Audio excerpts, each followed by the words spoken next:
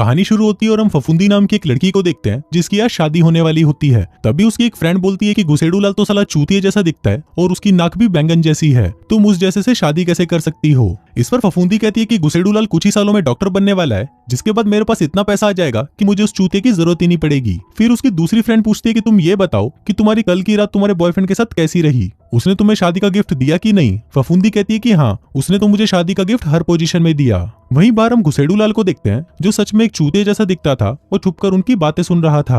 अब जब उसे ये पता चलता है कि उसकी होने वाली वाइफ किसी और से बजवा कर आई है तो उसका दिल टूट जाता है और वो रोते हुए वहां से चला जाता है। वो वहां से एक क्लब में जाता है और दारू पीकर अपने गम को भुलाने की कोशिश करता है। तभी वहां पर एक खूबसूरत लड़की आती है जिसके बड़े बड़े बब्बे और मोटी गांड देखकर सभी लोग उसके पीछे किसी पागल कुत्ते की तरह पड़ जाते हैं। वो गुसेडू लाल के पास आकर बैठती है और फिर गुसेडू लाल उसे कुछ बताने लगता है, जिस पर वो लड़की भड़क जाती है और उसे कहती है कि बहन के लोड़ो मुझे शांति से बैठने भी नहीं देते, गांड में घुस जाओ मेरी। इस पर गुसेडू लाल कहता है लेकिन मैं तो आपको ये बता रहा था कि आपका पर्स नीचे गिर गया है। अब उसके हाथ में वेडिंग रिंग देखकर उस लड़की को लगता है कि शायद गुसेडूमल शादीशुदा है, इसलिए वो उससे माफी मांगती है और बताती है कि सुबह से ये भोसड़ी वाले बस मुझे बजाने के लिए मेरे पीछे पड़े हुए हैं। जिसके बाद वो उससे उसकी वाइफ के बारे में पूछने लगती है। अब गुसेडू लाल उसे सब कुछ सच बताने वाला होता है, लेकिन उसकी सुंदर शक्ल और मोटी चूचियां देखकर वो उसे झूठ बोल देता है और कहता है कि मेरी बीवी मुझे 6 साल पहले ही छोड़कर जा चुकी है। बताता है कि मेरी बीवी मुझे कहती थी कि मैं कितना भी कमा लूं, लेकिन उसकी शॉपिंग का खर्च मैं कभी नहीं उठा पाऊंगा। फिर वो कहता है कि मैंने अपनी बीवी को खुश करने के लिए 14 बच्चे अडॉप्ट भी किए, लेकिन वो बहन की घोड़ी फिर भी मुझे छोड़कर चली गई। अब उस लड़की को उस पर तरस आने लगता है और वो उसे कहती है कि तुम कितने दुखी हो, क्या मैं तुम्हारा दुख दूर कर सकती हूँ। जिसके बाद वो उसका हाथ पकड़ती है और उससे अपनी पिंकी पिटवाने के लिए उसे अपने साथ ले जाती है। अब ऐसे ही कुछ साल बीत जाते हैं और हम गुसेडू लाल को देखते हैं जो अब पूरी तरह बदल चुका है। वो क्लब में होता है जहाँ पर वो एक लड़की को अपनी वही वाइफ वाली कहानी सुनाने लगता है जो उसने शुरुआत में उस लड़की को सुनाई थी। अब उसकी ये दुख भरी कहानी सुनकर उस लड़की को भी उस पर तरस आ जाता है, जिसके बाद वो भी उससे अपनी पिंकी पिटवाने के लिए उसे अपने साथ ले जाती है। हम देखते हैं कि गुसेडू लाल ऐसे ही अपनी नकली शादियों की कहानियां सुनाकर लड़कियों को फंसा लेता है और फिर उन्हें बजाकर वहां से चला जाता है। कहता है कि मेरे लिए ये करना ही सबसे सही है क्योंकि इससे मेरा दिल कभी दोबारा नहीं टूटेगा। इसके बाद वो अपनी क्लिनिक जाता है जहाँ पर हमें पता चलता है कि गुसेडू लाल एक प्लास्टिक सर्जन है। वहीं हम उसकी असिस्टेंट बिल्लो रानी को भी देखते हैं जो कि उसके साथ यहाँ पर कई सालों से है। तभी वहाँ पर एक पेशेंट आती है जिसकी एक आईब्रो दूसरी आईब्रो से बहुत अलग थी। वो बताती है कि मेरे उस बहन के लोड़े प्लास्टिक सर्जन ने मेरी सर्जरी गलत कर दी, जिस वजह से मेरी ये हालत हो गई। इसलिए अब मैं आपके पास आई हूँ क्योंकि आप ही हो जो मुझे वापस ठीक कर सकते हो। इस पर गुसेडू लाल कहता है कि आप बिल्कुल भी चिंता मत कीजिए, मैं इसे बिल्कुल पहले की तरह ठीक कर दूंगा। फिर कुछ देर बाद वहां पर एक चूतिया आता है जिसका नाम होता है बब्बन बवासीर, जो कि गुसेडू लाल का कजन होता है। फिर वो उस औरत को देखता है और कहता है कि तुम्हारी शक्ल मुझे बिल्कुल भी पसंद नहीं है, लेकिन तुम्हारे बब्बे काफी बड़े बड़े हैं, तो तुम मेरे साथ डेट पर चलोगी। इस पर वो औरत कहती है कि भोसड़ी के तेरे अलावा तो मैं और किसी के साथ भी जा सकती हूँ। बब्बन बवासीर कहता है कि तुम मुझे ऐसा वैसा मत समझो, मैं बाकी मर्दों से बेहतर हूँ क्योंकि मेरा हथियार उन सभी से बड़ा और मजबूत है। इस पर गुसेडू लाल भी कहता है कि हाँ, वो सच में बहुत बड़ा है क्योंकि मैंने ही उसे लगाया है। अब बब्बन बवासीर को लगता है कि शायद ये सुनकर वो औरत उसे हाँ कर देगी, लेकिन ये सुनने के बाद उस लड़की को काफी अजीब लगने लगता है और वो वहां से चली जाती है। फिर शाम को वो दोनों एक पार्टी में जाते हैं जहाँ पर वो एक आदमी से मिलते हैं जिसकी शक्ल बिल्कुल एक सूखे हुए लंड जैसी होती है। गुसेडू लाल बताता है कि इसकी सर्जरी मैंने ही की है, लेकिन अभी इस पर थोड़ा काम करना बाकी है, जिसके बाद ये पूरा ऋतिक रोशन दिखेगा। तभी वहाँ पर सूखे लंड की पटाखा बीबी आती है और उसे बताती है कि तुम्हारा बेटा सीढ़ियों से नीचे गिर गया है और उसके पैर पर चोट लगी है। अभी सुनकर गुसेडू लाल कहता है कि तुम चिंता मत करो, मैं उसके पैर पर टांके लगा दूंगा। जिसके बाद वो उस बच्चे के पास जाता है और उससे पूछता है कि तुम सीढ़ियों से गिरे कैसे। बच्चा कहता है कि मेरा ध्यान भटक गया था, जिस वजह से मेरा पैर फिसल गया। गुसेडू लाल पूछता है कि किसने तुम्हारा ध्यान भटका दिया। बच्चा कहता है कि थी एक लड़की। गुसेडू लाल कहता है कि क्या वो तुम्हारी सौतेली माँ तो नहीं थी, क्योंकि इस उम्र में तो तुम्हें सिर्फ तुम्हारी सौतेली माँ के बारे में ही सोचना चाहिए। इस पर वो बच्चा हंसने लगता है और कहता है कि नहीं, वो कोई और थी, वो लंबी थी, उसके सुनहरे बाल थे और चूचियां तो इतनी सॉलिड थी कि मैं तो दीवाना ही हो गया। इस पर गुसेडू लाल कहता है कि भोसड़ी की अपनी छोटी सी लुल्ली को काबू में रख, नहीं तो तेरी गांड में इंजेक्शन लगा दूंगा। फिर जब वो वहां से बाहर निकलता है तो वहां पर एक बहुत ही खूबसूरत लड़की आती है जिसके सुनहरे बाल थे और उसकी चूचियां भी सॉलिड थी। अब उसको देखकर गुसेडू लाल समझ जाता है कि उस बच्चे की छोटी मूंगफली को इसी ने ही खड़ा किया होगा। फिर वो उस लड़की से पूछता है तो क्या तुम वही हो जिसने उस बच्चे का ध्यान भटकाया। लड़की पूछती है क्या। गुसेडू लाल कहता है कि तुम्हारी इस खूबसूरती से उस बेचारे बच्चे का ध्यान भटक गया और वो सीढ़ियों से नीचे जा गिरा। लड़की कहती है कि फिर तो मुझे इसके लिए सजा मिलनी चाहिए। जिसके बाद वो उसे लेकर बाहर आ जाती है। फिर वो बताती है कि मेरा नाम सुनहरी झाट है और मैं एक टीचर हूँ। फिर वो गुसेडू लाल से पूछती है कि तुम क्या करते हो, जिस पर वो बताता है कि मैं एक प्लास्टिक सर्जन हूँ। सुनहरी झाट कहती है कि मुझे प्लास्टिक सर्जरी बिल्कुल फेक लगती है क्योंकि इससे कोई भी सुंदर नहीं दिखता। इस पर गुसेडूलाल कहता है कि मैं एक अच्छा प्लास्टिक सर्जन हूँ और मेरी सारी सर्जरी बिल्कुल सही रही है। जैसे तुम उस लड़के को ही देख लो, उसकी गांड पहले बिल्कुल ही सपाट थी। बेचारा जब भी वो टट्टी करने बैठता था तो उसी में ही गिर जाता था, लेकिन फिर मैंने उसकी सर्जरी करके उसकी गांड को मोटा कर दिया। इसके बाद वो दोनों बातें करते करते बीच तक पहुंच जाते हैं, जहां पर गुसेडूलाल उसे बताता है कि मैंने तुम्हारी उम्र की लड़की के साथ कभी भी वक्त नहीं बिताया, लेकिन आज तुम्हारे साथ वक्त बिताकर मुझे बहुत अच्छा लगा। मैंने पहले कभी भी ऐसा महसूस नहीं किया जैसा मैं आज कर रहा हूँ। जिसके बाद वो दोनों एक दूसरे को चूसने लग जाते हैं और फिर वहीं पर खुले समुद्र के बीच वो दोनों दबाकर घचाघच करते हैं। फिर अगली सुबह जब वो सोकर उठते हैं तो सुनहरी झाट उसे कहती है कि अभी तो मुझे काम पर जाना है, लेकिन तुम मुझे अपना फोन नंबर दे दो ताकि अगली बार हम दोनों ये सब तुम्हारे घर में तुम्हारे पलंग पर कर सकें। गुसेडूलाल कहता है कि मेरी पैंट की जेब में मेरा कार्ड पड़ा है, तुम उसे निकाल कर अपने पास रख लो। वैसे वो मैं तुम्हें खुद ही निकाल कर दे देता, लेकिन दिन में तुम मेरा लोड़ा देखकर डर जाओगी और यहाँ से भाग जाओगी। फिर जब सुनहरी झाट जैसे ही उसकी जेब में से कार्ड निकालने लगती है, तभी वहां पर उसे उसकी वेडिंग रिंग मिलती है। अभी देखकर सुनहरी झाट गुस्सा हो जाती है और उससे पूछती है कि भोसड़ी के ये क्या है, तुम शादीशुदा हो और तुमने मुझे बताया भी नहीं। गुसेडूलाल कहता है कि नहीं नहीं, मैं शादीशुदा नहीं हूँ, तुम मुझे सिर्फ 1 मिनट दो, मैं समझाता हूँ। लेकिन सुनहरी झाट बहुत गुस्से में थी और वो उसे कहती है कि भोसड़ी के आज के बाद मुझे कॉल करने की कोशिश भी मत करना। जिसके बाद वो वहां से चली जाती है।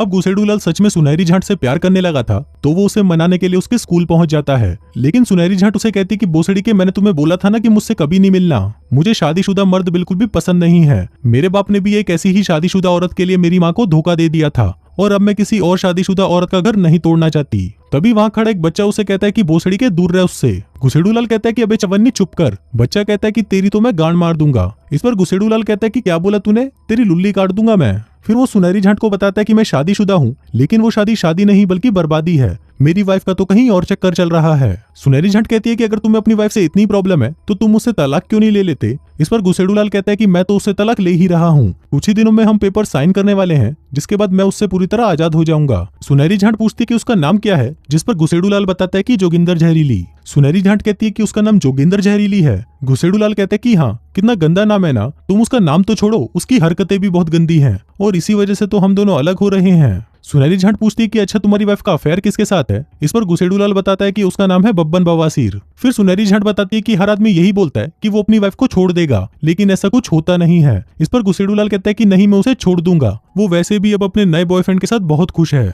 और अब मैं भी खुश होना चाहता हूँ, जिसके लिए मुझे तुम्हारे साथ रहना है। अब सुनहरी झाट इसके लिए मान जाती है, लेकिन वो कहती है कि मुझे पहले तुम्हारी वाइफ से मिलना है। अभी सुनकर गुसेडूलाल पहले तो घबरा जाता है, लेकिन फिर वो कहता है कि ठीक है, शाम को हम लोग डिनर पर मिलते हैं। इसके बाद वो वहां से सीधा अपनी असिस्टेंट बिल्लो रानी के पास जाता है और उसे कहता है कि प्लीज आज के लिए तुम मेरी फेक वाइफ बन जाओ। बिल्लो रानी उसे कहती है कि तुम चूतिया हो गए हो क्या, अगर वो लड़की गलती से हमारे ऑफिस आ गई तो उसे पता चल जाएगा कि मैं तुम्हारी असिस्टेंट हूँ। गुसेडूलाल कहते हैं कि तुम उसकी चिंता मत करो, मैं तुम्हारी प्लास्टिक सर्जरी कर दूंगा। अब बिल्लो रानी पहले तो उसे मना कर देती है, लेकिन गुसेडूलाल के काफी रिक्वेस्ट करने पर वो मान जाती है। जिसके बाद गुसेडूलाल उसे महंगे महंगे शोरूम से शॉपिंग करवाता है ताकि वो दिखने में एकदम पटाखा लगे और वैसी ही लगे जैसी एक प्लास्टिक सर्जन की वाइफ होनी चाहिए। फिर शाम को वो सभी एक रेस्टोरेंट में मिलते हैं, जहाँ पर सुनहरी झाट उसे कहती है कि एक बार मैं तुम्हारी वाइफ से मिल लूं, उसके बाद रात को मैं तुमसे अपनी पिंकी पिटवाऊंगी। अभी सुनकर गुसेडूलाल खुश हो जाता है और कहता है कि मेरा हथियार तो पहले से ही खड़ा होकर सलामी दे रहा है। अभी वहां पर बिल्लो रानी भी आ जाती है, जो कि महंगे कपड़ों में एकदम पटाखा लग रही थी। फिर वो उन लोगों के सामने झाइलों वाली हरकतें करने लगती है और सुनहरी झाट से कहती है कि मैंने सुना कि तुम दोनों ने उस रात घचाघच किया था। अब इस पर सुनहरी झाट घबरा जाती है और कहती है कि वो गलती से हो गया था, लेकिन इस पर बिल्लो रानी कहती है कि चलो किसी को तो इसने संतुष्ट किया, नहीं तो मेरे टाइम पर तो इसका खड़ा भी नहीं होता था। इसके बाद वो दोनों आपस में लड़ने लग जाते हैं, जिसको देखकर सुनहरी झाट भी समझ जाती है कि ये दोनों डिवोर्स लेकर बिल्कुल सही कर रहे हैं। इसके बाद वो सभी वहां से जाने लगते हैं, लेकिन तभी बिल्लो रानी को उसके बच्चों का फोन आता है और वो सुनहरी झाट के सामने ही उससे बात करने लगती है। अभी देखकर सुनहरी झाट कहती है कि तुम दोनों के बच्चे भी हैं, जिस पर गुसेडूलाल कहता है कि हाँ वो गलती से थोड़े से हो गए थे। अब ये सबसे बिल्लो रानी घबरा जाती है और अपनी गांड उठाकर वहां से चली जाती है। फिर गुसेडूलाल उसे पूछता है कि क्या तुम्हें ये जानकर मुझ पर गुस्सा आ रहा है, जिस पर सुनहरी झाट कहती है कि नहीं, बल्कि मुझे तो और अच्छा लग रहा है क्योंकि मुझे बच्चे बहुत पसंद हैं। इस पर गुसेडूलाल कहता है कि मुझे भी बच्चे बहुत पसंद है और मैं तो उनके बिना रह भी नहीं सकता। तभी सुनहरी झाट कहती है कि मुझे तुम्हारे बच्चों से भी मिलना है, जिस पर गुसेडूलाल कहते हैं कि हाँ क्यों नहीं। फिर अगले सीन में हम देखते हैं कि गुसेडूलाल बिल्लो रानी के बच्चों से मिलने जाता है और उन्हें कहता है कि तुम दोनों को एक दिन के लिए मेरे बच्चे बनने की एक्टिंग करनी पड़ेगी। अब बच्चे इसके लिए मान तो जाते हैं, लेकिन वो कहते हैं कि इस सब के बदले हमें भी कुछ चाहिए। गुसेडूलाल पूछता है कि क्या चाहिए तुम्हें, जिस पर लड़की कहती है कि मैं तो एक एक्टर बनना चाहती हूँ, तो मेरी एक्टिंग स्कूल की फीस तुम दोगे। और वहीं लड़का कहता है कि मुझे तो हवाई जाकर डॉल्फिन के साथ स्विमिंग करनी है, इसलिए तुम मुझे हवाई ले जाओगे। लेकिन गुसेडूलाल उसे इसके लिए मना कर देता है और कहता है कि तुम्हारे लिए वीडियो गेम कैसा रहेगा, जिसके साथ मैं तुम्हें खूब सारी गेम्स भी दे दूंगा। ये सुनकर लड़का कहता है कि ठीक है, वैसे तो मैं मानता नहीं, लेकिन हम ये डील डन कर सकते हैं। जिसके बाद अगले दिन वो सभी गेम जोन में मिलते हैं, जहाँ पर गुसेडूलाल सुनहरी झांट को अपने बच्चों से मिलवाता है। वो बताता है कि ये है मेरी बेटी सुई धागा और ये है मेरा बेटा टूटी चप्पल।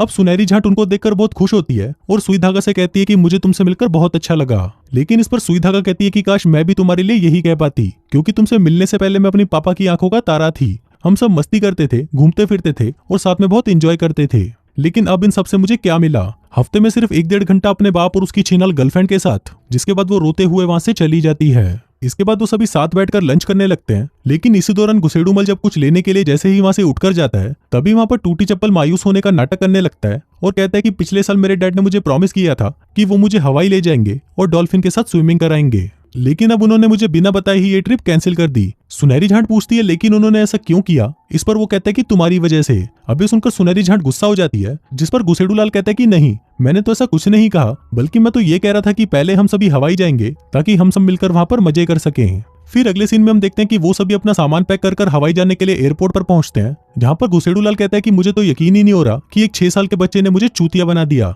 इस पर बिल्लो रानी कहती है कि भैंचोद ये सब तुम्हारी वजह से ही हो रहा है, अगर तुम उसे सब कुछ सच बता देते तो ये सब होता ही नहीं। तभी वहां पर सुनहरी झांट भी आ जाती है और कहती है कि मुझे तो बहुत अच्छा लग रहा है कि तुम इनके लिए इतना सब कुछ कर रहे हो। इसके बाद वो सभी वहां से जाने लगते हैं, लेकिन तभी वहां पर बब्बन बवासीर भी पहुंच जाता है और आते ही बिल्लो रानी को चूसने लगता है। फिर वो सभी को बताता है कि मैं वही हूँ जिसके साथ इस आइटम का अफेयर चल रहा है। कहता है कि मेरा जोगिंदर जहरीली के बिना एक पल भी मन नहीं लगता, इसलिए मैंने सोचा कि मैं भी तुम लोगों के साथ हवाई चलता हूँ। इसके बाद वो अपनी जीभ निकालकर उसे चाटने लगता है, लेकिन तभी बिल्लो रानी उसे पकड़कर साइड में ले जाती है और उससे पूछती है कि भोसड़ी के तू यहाँ पर करने क्या आया है? बब्बन बवासीर बताता है कि अब मैं यहाँ पर कुछ दिनों के लिए नहीं रह सकता, क्योंकि कल मैंने अपनी लंड की फोटो अपनी एक्स गर्लफ्रेंड को भेजी थी, लेकिन वो फोटो उसके हस्बैंड ने देख ली। वो साला एक आर्मी मैन है और अब वो मेरी गांड ठुकाई करने आता ही होगा, इसलिए मैं भी तुम्हारे साथ हवाई चल रहा हूँ। फिर वो सभी हवाई पहुंच जाते हैं, जहां पहुंचते ही वो एक होटल में जाते हैं अपने रहने के लिए एक रूम बुक करने। वहीं होटल मैनेजर बताता है कि आपकी रिजर्वेशन तो नहीं है, तो आपका हुआ एक रात का $12,000। अब ये सुनकर गुसेडूलाल की गांड फट जाती है और वो उसे कहता है कि बोसड़ी के $12,000 एक रात के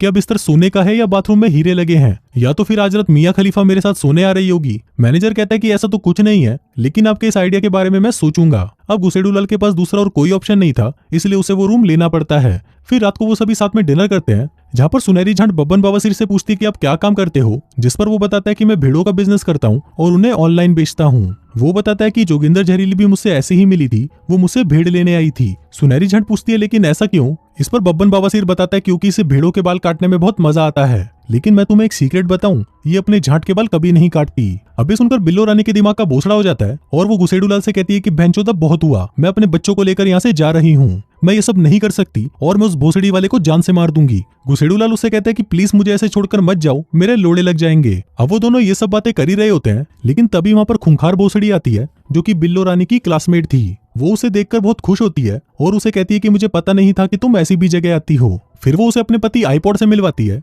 और बताती है कि ये वही आदमी है जिसने आईपॉड बनाया था। फिर उसका पति बताता है कि मुझे उसको बनाने का आइडिया तब आया जब मैं इसको घोड़ी बनाकर इसकी पीछे से बजा रहा था। फिर बिल्लो रानी भी उसे गुसेडूलाल से मिलवाती है और कहती है कि ये मेरा पति है और ये एक प्लास्टिक सर्जन है। फिर खूंखार भोसड़ी उन्हें साथ में डिनर करने के लिए कहती है, लेकिन बिल्लो रानी उन्हें मना कर देती है और कहती है कि हम तो दिन रात सिर्फ गचागची करते रहते हैं, इसलिए हमारे पास बिल्कुल भी टाइम नहीं है। फिर अगले दिन गुसेडूलाल अपने बच्चों को गोल्फ खिलाने लेके जाता है, जहां पर वो उन्हें बताता है कि हम यहाँ पर सिर्फ नाटक करने आए हैं ताकि सुनहरी झांट को ये लगे कि तुम लोग मेरे साथ बहुत खुश रहते हो। इसके बाद वो सभी साथ में फोटोज खिंचवाते हैं ताकि वो बाद में इनको सुनहरी झांट को दिखा सके कि गुसेडूलाल अपने बच्चों के साथ कितना टाइम स्पेंड करता है। इसके बाद शाम को सुनहरी झांट गुसेडूलाल के पास आती है और उसे कहती है कि मैं ये सोच रही थी कि क्यों ना आज तुम पूरी रात मेरे कोयले की खान में खुदाई करो, जिसके बाद वो उसके सामने पूरी नंगी हो जाती है। अब उसको नंगी देखकर गुसेडूलाल का घोड़ा खड़ा हो जाता है और वो उसे कहता है कि तुम जल्दी से अपनी खदान खोलकर रेडी रहो, मैं बस अभी आता हूँ। लेकिन तभी उसे बिल्लो रानी का फोन आता है और वो उसे बताती है कि खूंखार भोसड़ी ने हमें आज रात को डिनर पर बुलाया है। लेकिन गुसेडूलाल उसे मना कर देता है और कहता है कि आज नहीं, आज मुझे खुदाई करनी है। लेकिन तभी बिल्लो रानी उससे रिक्वेस्ट करने लगती है और कहती है कि मैंने तुमसे आज तक कुछ नहीं मांगा, लेकिन आज मैं तुमसे पहली बार कुछ मांग रही हूँ, तो प्लीज तुम मुझे मना मत करो। अब गुसेडूलाल के पास और कोई रास्ता नहीं था, इसलिए वो आज की रात सुनहरी झांट को बब्बन बवासीर के साथ बाहर भेज देता है और खुद बिल्लो रानी के साथ मिलकर खूंखार भोसड़ी और आईपॉड के साथ डिनर करने आ जाता है। इसी दौरान वहाँ पर एक कंपटीशन हो रहा होता है, जिसको देखकर खूंखार भोसड़ी कहती है कि मैं भी इस कंपटीशन में हिस्सा लूंगी। अब क्योंकि बिल्लो रानी को भी शो ऑफ करना था, इसलिए वो भी कह देती है कि मैं भी इस कंपटीशन में हिस्सा लूंगी। फिर उन दोनों के बीच में एक डांस कंपटीशन होता है, जिसमें वो दोनों ही काफी अच्छा परफॉर्म करती हैं और उन दोनों के बीच में टाई हो जाता है। फिर इसके बाद एक फाइनल कंपटीशन होता है, जो कि कपल्स के बीच में था। इसमें उन दोनों को एक नारियल को बिना हाथ लगाए उसे अपने पेट से खिसकाकर मुंह तक लेकर आना था। लेकिन इसी दौरान जब आईपॉड से वो नारियल गिर जाता है, तो वो उसे बिना छुए उसे अपनी गांड से ही उठा लेता है। पर वहीं बिल्लो रानी और गुसेडू लाल काफी अच्छा खेल रहे होते हैं और वो ये कंपटीशन जीत जाते हैं। फिर वापस आने पर उन्हें सुनहरी झांट मिलती है, जो गुसेडू लाल को बताती है कि मुझे तुम्हारे साथ यहाँ पर आकर बहुत अच्छा लगा, तुम एक बहुत अच्छे आदमी हो और एक अच्छे फादर भी, और मुझे भी तुम्हारे जैसा ही एक हस्बैंड चाहिए था, इसलिए हम दोनों कल ही यहाँ पर शादी कर लेते हैं। तभी वहाँ पर बिल्लो रानी भी आ जाती है और जब उसे पता चलता है कि सुनहरी झांट और गुसेडू लाल कल शादी कर रहे हैं, तो वो मायूस हो जाती है, क्योंकि अब वो भी गुसेडू लाल को पसंद करने लगी थी। लेकिन वो इस बारे में उसे कुछ नहीं कहती और वहां से चली जाती है। फिर रात को हम गुसेडू लाल को देखते हैं, जिसे शादी की बात सुनने के बाद रात को नींद तक नहीं आ रही थी, क्योंकि अब उससे भी बिल्लो रानी से प्यार हो गया था। फिर अगली सुबह जब बिल्लो रानी उदास बैठी होती है, तो खूंखार भोसड़ी उसके पास आती है और उससे पूछती है कि तुम्हारा हस्बैंड कहाँ पर है। इस पर बिल्लो रानी उसे सब कुछ सच बता देती है और कहती है कि वो मेरे हस्बैंड नहीं है, वो मेरे बॉस हैं, जिनकी अभी कुछ ही देर में शादी होने वाली है। कहती है कि शायद मुझे उनसे प्यार हो गया था, लेकिन अब उन बातों का कोई मतलब नहीं। अब ये सुनकर खूंखार भोसड़ी भी उसे सच बता देती है और कहती है कि मेरे पति ने कोई भी आईपॉड नहीं बनाया, बल्कि वो तो एक जुआरी है और हम अगले महीने डिवोर्स ले रहे हैं, क्योंकि वो एक गे भी है। इस पर बिल्लो रानी कहती है कि कल जब उसने अपनी गांड से नारियल उठाया, तभी मैं समझ गई थी कि इसे डंडा देना नहीं बल्कि लेना पसंद है। इसी दौरान वहां पर गुसेडू लाल आता है और उसे कहता है कि मैं सुनहरी झांट से शादी नहीं कर रहा, क्योंकि मुझे नहीं लगता कि वो मेरे लिए सही इंसान है। मेरे लिए सिर्फ तुम ही सही हो, क्योंकि सिर्फ तुम ही हो जिसे मैंने आज तक कभी झूठ नहीं बोला, और जब भी मैं तुम्हें अपने क्लिनिक में हंसते हुए देखता हूँ तो मेरा वो पूरा दिन बहुत अच्छा जाता है। मैं अपनी जिंदगी नए सिरे से शुरू करना चाहता हूँ, तो क्या तुम मेरे से शादी करोगी? अभी सुनकर बिल्लो रानी खुश हो जाती है और फिर वो दोनों एक दूसरे को चूसने लगते हैं। फिर फिल्म के लास्ट सीन में हम देखते हैं कि गुसेडू लाल और बिल्लो रानी शादी कर लेते हैं और वो दोनों साथ में बहुत खुश हैं। वहीं सुनहरी झांट को भी अपनी ही उम्र का एक बास्केटबॉल प्लेयर मिल जाता है, जिसके कुछ सालों बाद वो दोनों भी शादी कर लेते हैं। फिर गुसेडू लाल बताता है कि जिस वेडिंग रिंग से मैं हमेशा भागता रहता था, वो फाइनली मैंने आज पहन ही ली, क्योंकि मैंने उस लड़की से शादी की है जो मुझे कभी भी धोखा नहीं देगी और मुझसे हमेशा प्यार करती रहेगी। और इसी के साथ ही ये कहानी यहीं खत्म हो जाती है।